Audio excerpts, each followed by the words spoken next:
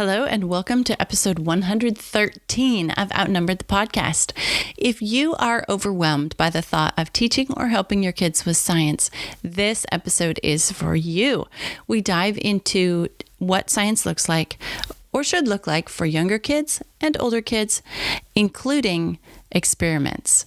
Do them or not do them. So you might be surprised, and we hope you enjoy this episode and that you feel inspired to help your kids with their science lessons.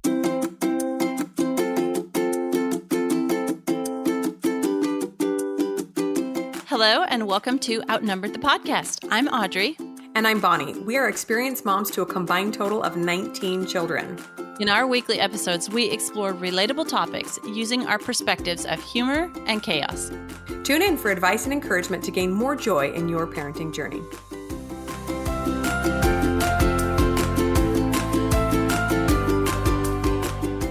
Hey guys, we're back. Welcome to Outnumbered the podcast. We're excited to share this episode with you. It's another one about how you can help your kids with a certain topic. And today we're discussing science.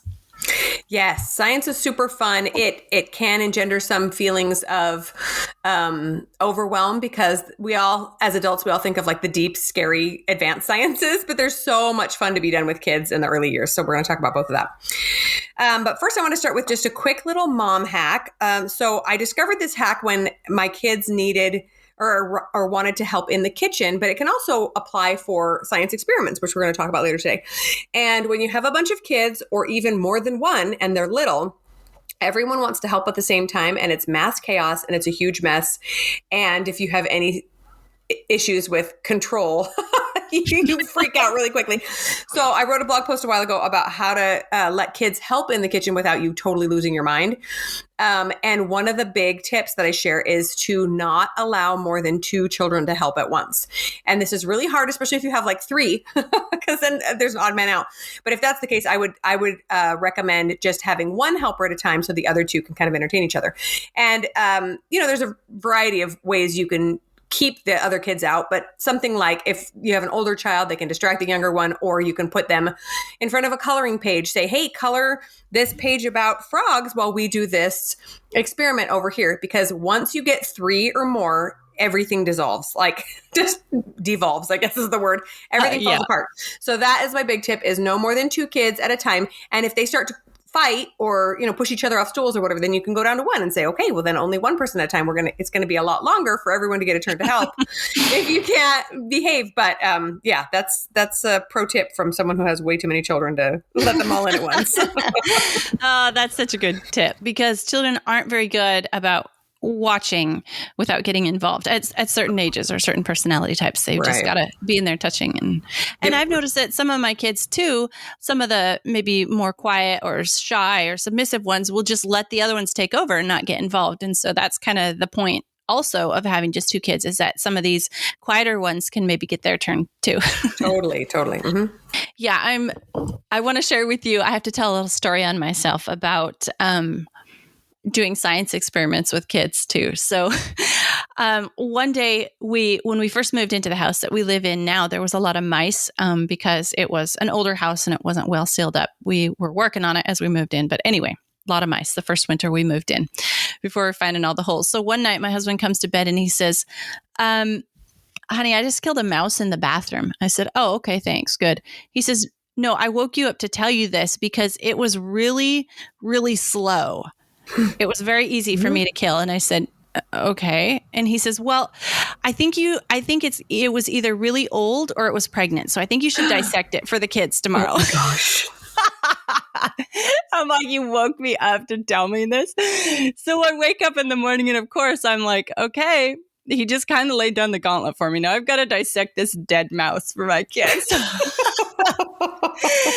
So I did. I dissected this dead mouse for my kids. And sure enough, it was pregnant. And we learned so much stuff.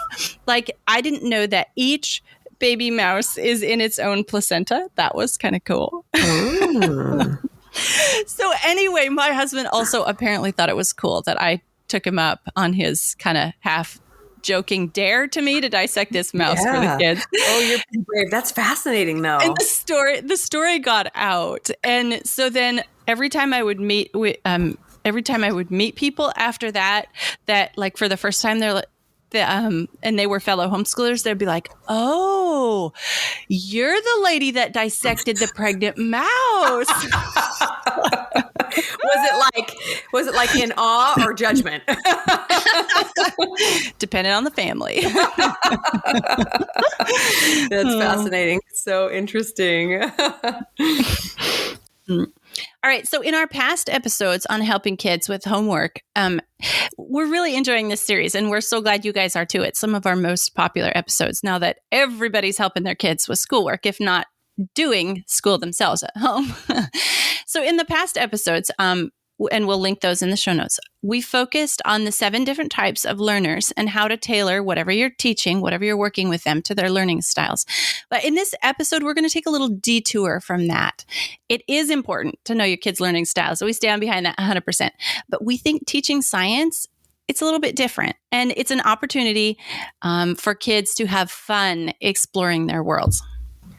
Yeah. In fact, if you have a child, or maybe even yourself, who's a little resistant to enjoying scientific topics, you might even want to phrase it a different way. Like I just thought, what if we started talking about science as world exploration, or let's figure out some cool stuff, how things work. There's any number of ways that you could frame it so that kids and yourself could get more excited about diving into, the physical world. So just as an overall broad definition, science is a systematic enterprise that builds and organizes knowledge in the form of testable explanations and predictions about the universe. So that's pretty broad, right? It's just a systematic way of observing, drawing conclusions, and learning about the world around us. It's pretty cool. Yeah. Basically, science in kid terms is just being curious. Curious about the world around them. And so I think kids' life is science for kids. And I kind of operate in our homeschool. We're going to talk about the way that we do science, what it looks like at our houses for younger and older ages in a minute. But basically, I just want to say right here at the outset that I believe that you could skip science up until middle school, 6th, 7th grade, and your kids wouldn't miss a thing. And they could just jump right into quote unquote science at that point and not be behind.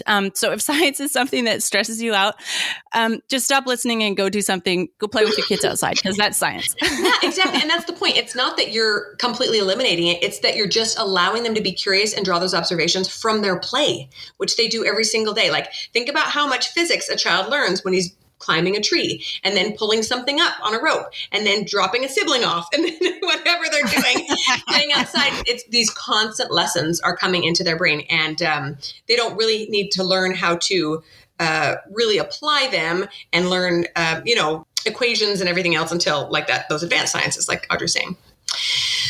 So the word science, like I mentioned before, can kind of conjure up some scary notions, especially for us parents who maybe have some bad memories of advanced science classes that we weren't very good at, or difficult subjects. But like we mentioned, kids experiment with it all the time. And if we do not, this is the same thing with math, right? If we do not offer to them the fear or the expectations that it's going to be hard, they won't know that that's a thing. Yeah, that's true. We want to be careful not to project onto them. Just like we said in our math episode, if you're scared of math, or you have difficulty with math, or you hate math, strong emotions about math, don't project that onto your child. They might not be coming to the table with the same set of preconceived ideas that you have about it. Higher level sciences actually cannot be learned until some more advanced math skills are mastered. So if you're trying to teach physics to your 3rd grader, they can't do it. They don't have the advanced math skills. I mean, unless you've got, the genius, the whatever. Go ahead. But in my opinion, if science isn't fun for your younger kids, you're missing some opportunities. We're going to explain what we do for science. And science is one of the really, really fun things at our house, just because I think my belief that if science isn't fun, we're not doing it right. Yeah, totally. And just like we mentioned in the other episodes on helping kids with schoolwork, if something in particular is not working, try a different method. And with science, it's kind of awesome because there are so many different areas of science as well. So let's say you're really trying to help kids understand some chemical reactions and they're just not getting it, or you're tired of the messy experiments or whatever. Try something else. Try, a really simple physics lesson, or try a nature study where you guys just all go on a walk and do some nature sketching. So many options for teaching science. All right, so now we're going to talk about what science looks like at our house for both younger and older ages. So starting with the younger ages first. So we use the Apologia curriculum, and they have a lot of topics. I'm going to go over them here real quick for the younger ages. But what I do is at the beginning, when I'm doing my planning for the year, I sit my kids down who are at the younger ages, and I say, okay, what do you want to learn about this year? And I give them the topics. And here's the topics: human body, astronomy, botany, which is plants, land animals, flying animals, or swimming animals. So then if they're a little bit older, I'll offer them, there is a chemistry and physics option. So anyway, then my kids usually have an option they want to choose. Like, oh, we really want to study birds this year. And so I'll sit down and I'll use that Apologia flying creatures as kind of the jump off point. And I'll make their entire science curriculum centered around birds and creatures that fly. So we'll watch videos about birds and we'll listen to birds and we'll draw pictures of birds and we'll go on nature walks and we'll look at birds and find birds and we'll, everything surrounded about birds. And we'll just do a deep dive into birds if that's what they've chosen for that year. And then the other thing I do for kids in the younger ages is I teach them the scientific method, but not by sitting down and saying, okay, this is a scientific method and this is how you need to memorize these steps and do it like this.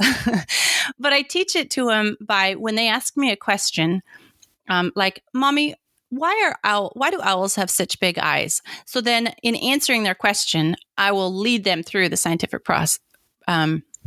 So for example, well, I don't know why owls has such big eyes. Why do you think? And then they'll come up with an idea, so they can see where their house is in the tree or whatever their idea is that they come up with. And then they, then we'll say, okay, so now let's go research it and let's find out why owls have such big eyes. And we'll get books from the library and we'll watch YouTube videos and blah, blah, blah. So just make a hypothesis and then test your hypothesis or figure it out. Another example might be one of my little kids came to me and they said, Mom, I think that flour is sugar that they added salt to. And I would say, oh, that's a really cool idea. Let's test that out. Let's test that theory and that idea out and see if that's true. So then we'll get some flour and some sugar and some salt and we'll do a little experiment and we'll add, salt to sugar and see if it looks and tastes and feels and acts and responds in a recipe like flour does. I love it. So just kind of on the sly, or not really by saying this is the scientific method, we just learn the scientific method through the way that we discover the world around us through their questions. Oh, I love that you shared that because honestly, I personally wish they wouldn't call it the scientific method because science, for a lot of people, like I've said, conjures up images of hard, difficult things. And the scientific method just sounds dry and boring. But everything we do to learn about the world around us is the scientific method. How many times have you had a kid take a cup of water and squirt a bunch of toothpaste in it and stir it around with a comb? They're discovering things. They're making experiments. In your mind, they're just making a huge mess, but that's what kids do. Is that's how they learn about the world around them. They go climb a tree and then they taste some of the leaves. This looks interesting. It kind of looks like, the leaf we had in our soup the other night. Nope, doesn't taste like it. Okay, now I know. Like, that's fascinating. And yet so many of the times we're just like, stop doing that. That's annoying. You're making a mess. But they're learning about the world around them. As young as, 3 months old, when they stare at their fist and they shove it in their mouth, I'm like, nope, doesn't taste like mom's milk. All right, now I know. So I think that's so powerful to remind ourselves that the kids already have this ingrained in their mind. We just have to help them explore it a little bit further, test their hypotheses, and, look something up if they don't have the information and give them the tools for learning these lessons that they're curious about. So for us, science is similar. For the younger ages, right now the last 2 years, we've used The Good and the Beautiful, which we mentioned in a couple of other homeschooling episodes, which I really, really love. And their science curriculum is awesome. It's made up of a whole bunch of small, short units on different topics that can be done in just a few months, like a semester or two. Sometimes it takes the whole year, but most of them are much shorter than that, which is nice because sometimes kids, the younger ones especially, can't really hold their attention for an entire year, and so we work our way through those. They have experiments that are totally optional, and the ones that you do want to do require very little prep time, and usually just the stuff you have around the house, which I really appreciate. A couple of the ones that they offer, I'll just run through them, are space science, water in our world, energy, beginning chemistry for some of the older kids, ecosystems, geology, botany, marine biology, mammals, and on and on and on. So there's probably 15 of them. I also just noticed that they came out with a maturation and sexual reproduction section unit, which I'm really excited about because it's a Christian-based curriculum. And so I totally trust their sex ed type approach rather than some of the other ones out there. So although I will say I can't vouch for it yet because I haven't seen that one, but we've done a handful of these other ones and they're just really, really fun. So we really enjoy those. And like you were saying, Audrey, I just try to look for ways for them to learn scientific concepts around the house. So even if we're not doing some regular science curriculum, cooking is such an awesome opportunity to learn about all sorts of scientific principles. We talk about simple physics concepts outside, inside, just exploring the world and getting them excited about the things that they see happening. Okay, I'm glad you talked about what the experiments are like for the good and the beautiful, because that's where we're venturing next, is into experiments. Are you an experiment mom? Do you love them or do you hate them? Because most moms are one or the other. Yeah. Okay, so I'm not really an experiment mom for the younger ages. Okay, let me say that again. I kind of hate little kid science experiments. They feel really, really forced. Maybe I just haven't found like the perfect curriculum, but I don't know. It's like I never have the materials on hand, even if it's like, a rubber band. I should have like a bag of 100 rubber bands. But if we have a science experiment that needs a rubber band, there are like none in the entire house. And we spend 30 minutes looking for a rubber band. And then, no, I'm just done. Instead, I'm kind of a dive deep into your child's interest kind of mom. So if you are interested in birds and you want to get a bird and have it in the house and study it and watch it and try to train it and do different things with it, I'm there. I'm with you. Let's do that. Let's dive deep on one thing. And if you have a question and you want to figure it out, let's do that. But a lot of times to me, science experiments feel a little bit forced. Like we rarely do any of the ones in the Apologia curriculum that we use for the younger ages, because it's kind of like they came up with an experiment to illustrate what they're trying to show, except for like the botany ones. Those are all about plants. And how much better does it get than planting a garden, right? That's science.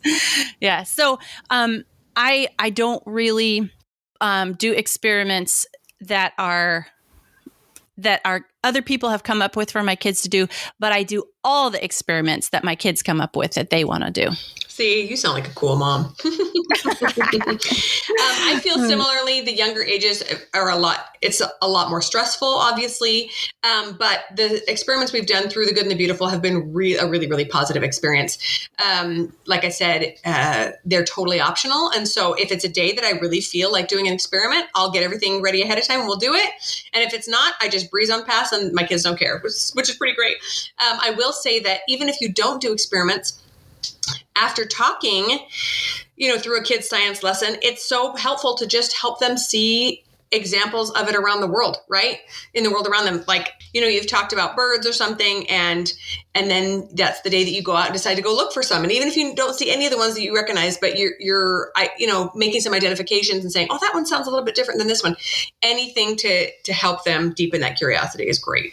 Absolutely. That's totally what I'm saying. It's all about curiosity for the kids at the younger ages. And so sometimes, I will look at the experiment and I'll ask my kids if they're interested in doing it. And they know that they're completely free to say, nah, we don't really want to do that. Or, hey, that sounds cool. Yeah, we want to know what happens if we did that sort of thing. So I like very child-led on science at the younger ages at our house. Okay, now moving on to what science looks like at our house for the older ages. So in middle school, around when they're ready, but around traditional 7th grade-ish, we start with the upper level Apologia science books. They're from a Christian-based viewpoint, and I find it easier to skip over parts that maybe aren't doctrinally the same as we are as Christians than to try to edit out all the things that we don't believe in a secular curriculum.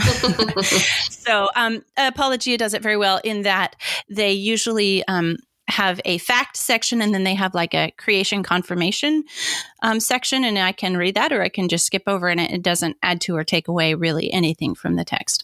So the middle school Apologia sciences are general science and physical science. Those all my older kids have done and really enjoyed. And then at the high school level, there's biology, chemistry, and physics. They have also added a curriculum on health and nutrition, and I can't speak to that one because we haven't done it yet. And then there is advanced biology, advanced chemistry, and advanced physics. The advanced biology is split into two, either advanced biology, which is anatomy and physiology, or advanced marine biology. And so all my kids that have gone through and are in high school do biology, chemistry, and physics. And then the fourth year, they can choose one of those advanced ones, the one that they enjoyed the most or it resonated the most with them. Or in the case of one of my kids, the one that they hated the least. I didn't hate that one. I'll do that one. That's funny. Oh, because they often find, their interest peaked a little bit more than they admit. Yeah. So at our house, we don't have as many big kids. And so we don't have quite as much experience. My oldest is in a charter high school right now. And so his only experience with high school science up until this point at home was a Williamsburg Academy class, which he really enjoyed. I believe it was biology. We did have to sit down and talk about a few concepts that were a little bit different from what we believe. But I felt like by the time he was 14, it was totally, it was like, well, what do you think about that? What do I think about that? Well, we just kind of have a really good discussion about it rather than like an 8-year-old that brings home something that is a little bit questionable. So that was a pretty good experience. And then all the rest of my kids have just stuck with the good and the beautiful because most of their units are K through 8, which is pretty phenomenal considering that that's a big difference, a 5-year-old to a, what's 8th grade? 13-year-old. It just goes to show that there is a wide variety of how deep you go into these topics. So we've really enjoyed that, especially because now my older kids can help out the younger kids.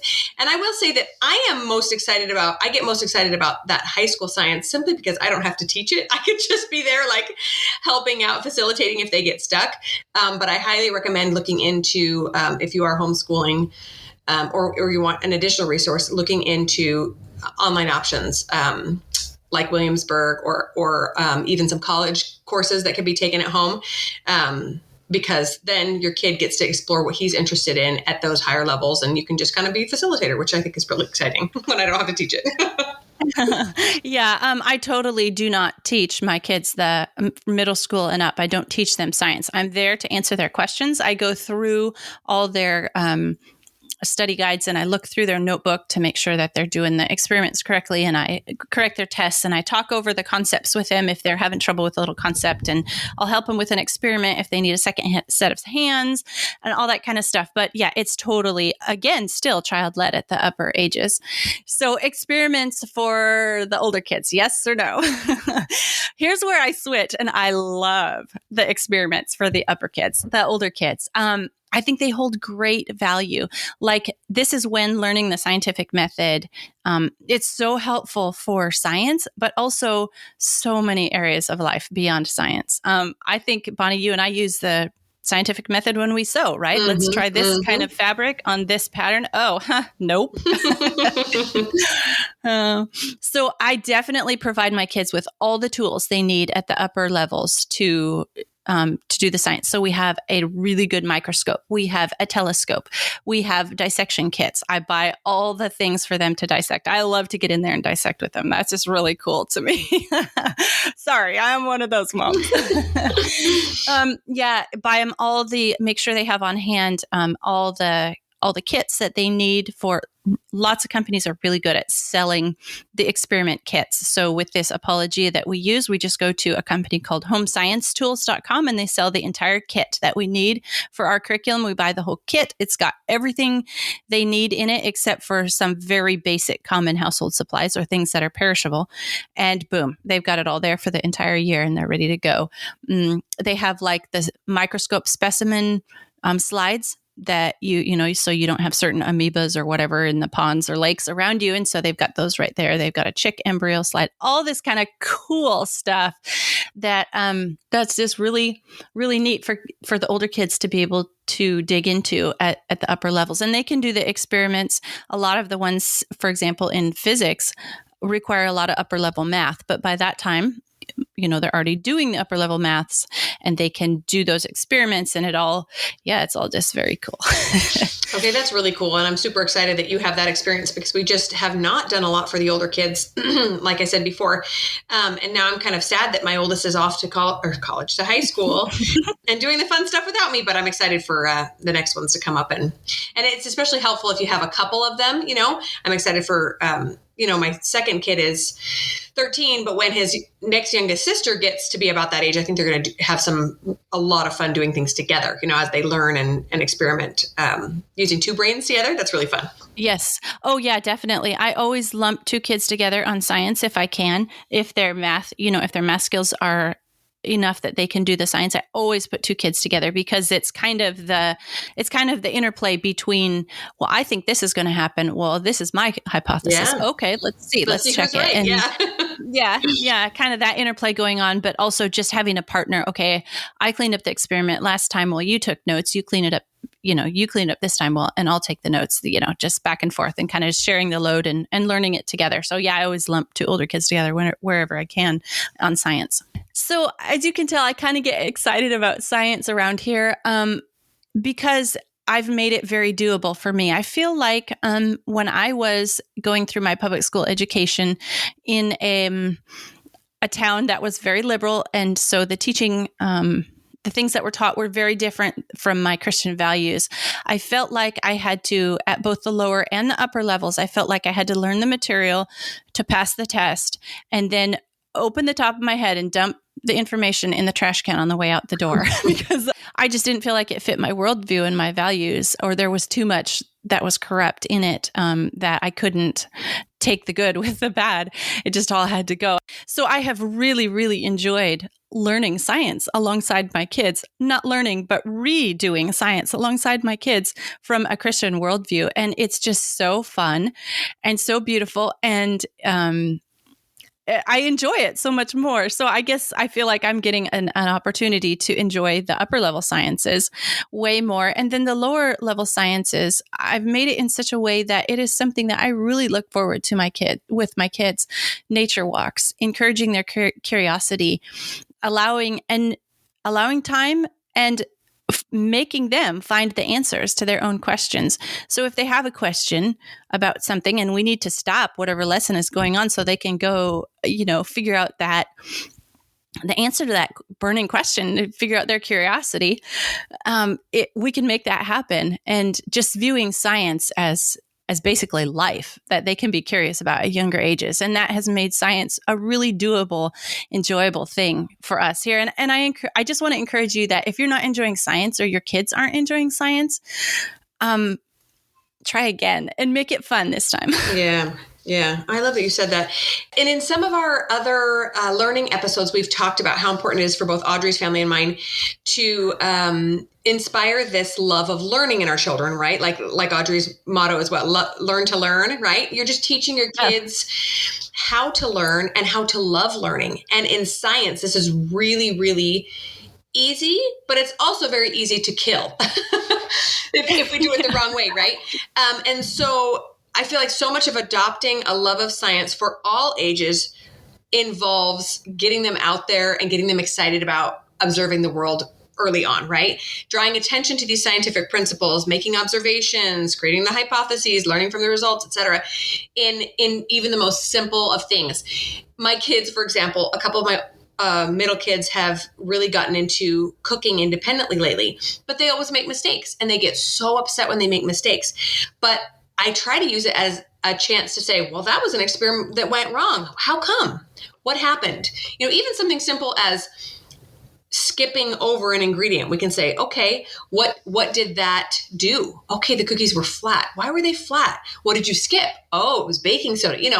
Just to kind of explore and see, oh, this is what happens when things go correctly, and this is what happens when things go awry. It's so powerful rather than saying, well, you screwed up, we got to throw it all away. Just, oh, what a fascinating learning opportunity. And now we know. What do you think would happen if we put too much baking soda in? I don't know. Maybe hopefully you don't have to ruin an entire batch next time to figure it out. But, it can be a very powerful thing instead of feeling like a failure, right? And it can teach them to approach the world with, like you said, that framework of curiosity. And then they will be lifelong learners. Then they will be like, oh, why did that happen? Oh, let's learn more. I just love that. It's so exciting. All right. That's all we have for you guys about science. We're going to link all those resources that we talked about in this episode, because if science isn't working for you, we're excited to invite you to try some of the things that we're doing. And so we're going to put all those links in the show notes for you guys. Yes. And a final note is, even if your child is still being fully, public schooled, either at home or at school, you can still supplement. You can still decide that you want to create this love of learning for science, even if it's kind of being killed a little bit at school, because that happens sometimes. And you can look into these resources to help them be a little bit more excited about what's going on. Hey, you guys, just a quick reminder that if you leave a review on iTunes in the month of March, you'll be entered to win one of 2 coaching sessions with Bonnie. So please head over to iTunes if you enjoyed this episode and leave us some feedback. Thanks. Thanks for listening, friends. Click the link in the show notes to subscribe to our email and never miss another episode. Show us some love by leaving a review on iTunes or sharing the podcast with a friend. Thanks for all your support. We'll talk to you next week.